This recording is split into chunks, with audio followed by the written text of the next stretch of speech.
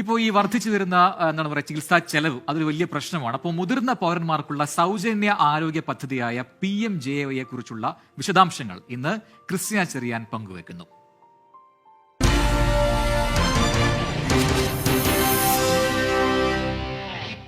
നമ്മുടെയൊക്കെ വീടുകളിൽ പ്രായമായ മുത്തശ്ശനും മുത്തശ്ശിയും ഒക്കെ കാണുമല്ലേ? അല്ലെങ്കിൽ അയൽപ്പക്കത്തെങ്കിലും. ഉപജീവനത്തിനായി സ്വന്തം വരുമാനമില്ലാത്തവരാകും അവരിലേറെയും.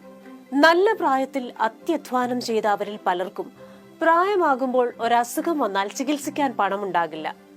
അങ്ങനെയുള്ളവർക്ക് ആയുഷ്മാൻ ഭാരത് പ്രധാനമന്ത്രി ജൻ ആരോഗ്യ യോജന അഥവാ PMJAYയുടെ ഭാഗമായുള്ള വയവന്ദന കാർഡ് ഉപയോഗിക്കാം. എന്താണ് പദ്ധതി? ആയുഷ്മാൻ വയവന്ദന കാർഡുള്ള 70 വയസ്സിന് മുകളിലുള്ള ഏത് ഇന്ത്യൻ പൗരനും പ്രതിവർഷം 5 ലക്ഷം രൂപ വരെ സൗജന്യ ചികിത്സ ലഭ്യമാക്കുന്നതാണ് പദ്ധതി.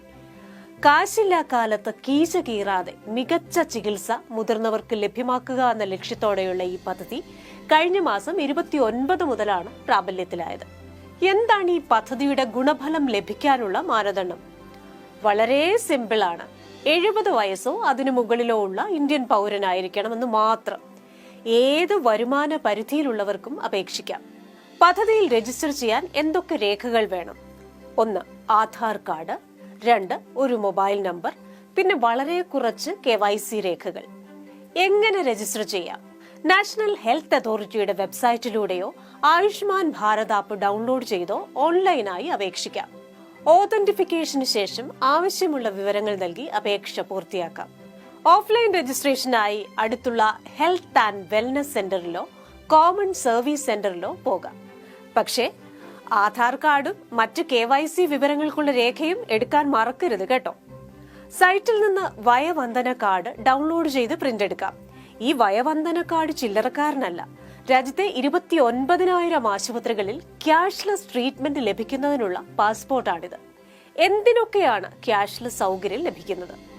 ആശുപത്രിവാസം, ശസ്ത്രക്രിയകൾ, വിവിധ പരിശോധനകൾ എന്നിവയ്ക്കെല്ലാം ക്യാഷ്ലെസ് കവറേജ് ലഭ്യമാണ്. പക്ഷെ ചില കാര്യങ്ങൾ ശ്രദ്ധിക്കണം കേട്ടോ. ചികിത്സ തേടുന്ന ആശുപത്രി പദ്ധതിയുടെ ഭാഗമാണോ എന്ന് നോക്കുക. പട്ടികയിൽ ഇല്ലാത്ത ആശുപത്രികളിൽ പോയാൽ ഈ ആനുകൂല്യം ലഭിക്കില്ല.